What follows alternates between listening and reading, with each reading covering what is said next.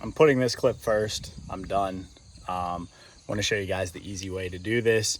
I know I talked earlier in the video. I don't feel like going back to re-edit about the tools and stuff you need. If you don't live somewhere where there's salt and rust and stuff like that, your top bolt's an 18 millimeter, and to hold that is a 9 millimeter, and then your bottom's a 21 and a 21 nut. I'm going to show you guys the easy way to do this. So before you start watching this video, I know you're going to be like, I wouldn't do it that way. Well, that's exactly what I did. Cut the top off. You'll see in the video how easy it is. Cut this off, and this was still connected. All I used, DeWalt steel blade. It's an 18-inch. Guys, this install will take you 20 minutes if you have this, okay? 20 minutes, super easy. You can see the freshies are in, so watch the video. All right, what's up guys? Welcome to another video. Gonna be getting into the 4th gen. Got some rear shocks that we're doing on it, but I did want to mention, I'm starting to post a lot more on TikTok as well. Just kind of the shorter stuff. The attention span isn't that great, so just trying to keep everybody engaged. But you can see, got some new wheels. But let me flip the camera around. Before I do that, guys, sorry, flip the camera around. 10,000 subscribers is the ultimate goal. That's what I'm trying to get at before the end of the year. Got a lot of work to make up, so hopefully we can get there. But this video going to be covering the rear shocks. So like, subscribe, comment, and appreciate you guys' support. If you guys want to know wheel and tire setup prior to me getting into the shocks, 24 by 12 on a Nitto, what is it? Nitto Ridge or Terra Grappler, sorry, G2. It comes out to a 35 is the tire size.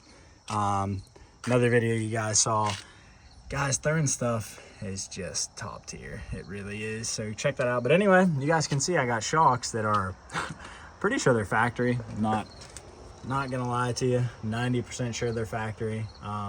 And they sound like it. They squeak really, really bad.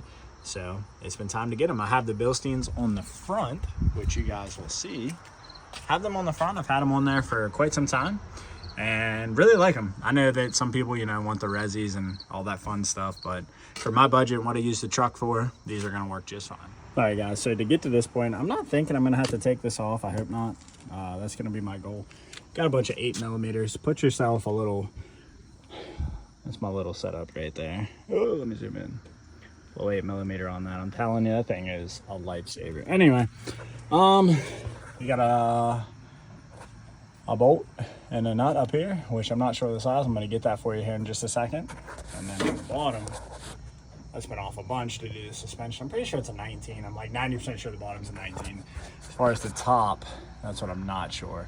And I've never had it off, so it's going to be interesting. But it looks, I mean, I don't think I got to take the wheel off. So as long as I don't take the wheel off, it's going to be pretty easy. So let's get into it. All right, doing this to give you guys a little tip here. There's this bed bracket right here. I rested a 9 millimeter up against that. And then I have a 18 millimeter ratcheting wrench that you can see. I'm trying to show you guys. Wow, now of course it obviously came out, but I'm gonna put that up against there again. This bolt is very, very rusted, but trying to do the best we can. All right guys, I got it out. I'm gonna save you hours if you live. These are OEM, they've been on here for, I literally think since the truck. They have no compression, you can see. Ripped the boot off, tried to use a pair of vice grips to pinch them. Couldn't get them tight enough. I literally just got a Sawzall, and this one actually right here, and just cut that top.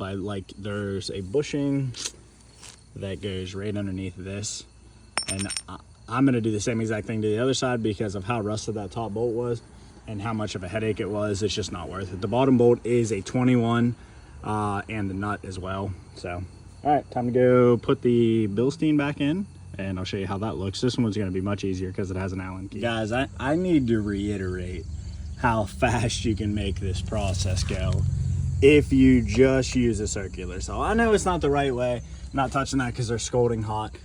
But to try, if you have rust and stuff and undercoating and all that stuff, to try to get that off versus just snipping this right here, I'm telling you, it's so much easier. Let me show if I can, see if I can show you guys one hand here.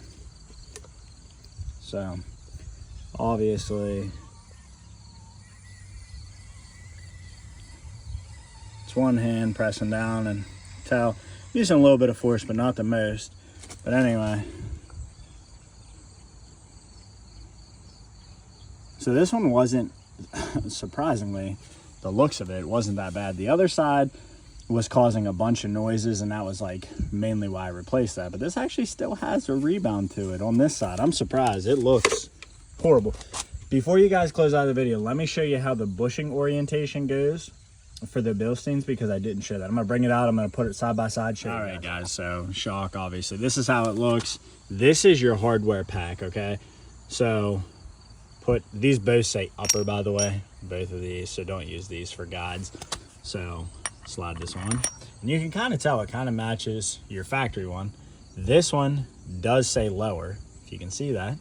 You're gonna slide that on. This little sleeve's gonna compress between them. It's kind of hard to do with one hand, but that little sleeve's gonna fit down in there. And then I'm gonna slide this up in the hole in the frame, and then it's literally gonna go bushing, washer, and the nut. That's how it's gonna look. That's how it's gonna look on top, okay? So I'm gonna slide these in. I'm gonna put the inner fender liners in and show you guys the end result. All right, guys, wrapped up, all done. Got a lot more stuff for this truck coming. I wish I had a squeak in that one shock. The one actually wasn't that bad. It just looks horrible. But I have a lot more stuff coming for this. Trying to push this to probably be 800 or 900 horsepower with a lot more stuff, a lot more maintenance stuff, a lot more stuff. Posting on TikTok too, a bunch, trying to get that following up, trying to get social media following up. That's just, I mean, that's ultimately what it is, giving this an honest go. I enjoy doing social media. I enjoy giving you guys content to watch, enjoy helping out any way I can, because shops are so much money.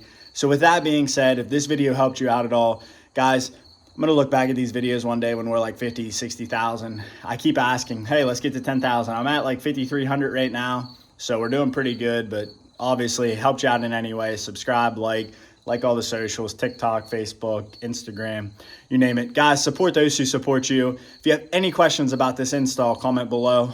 See you guys.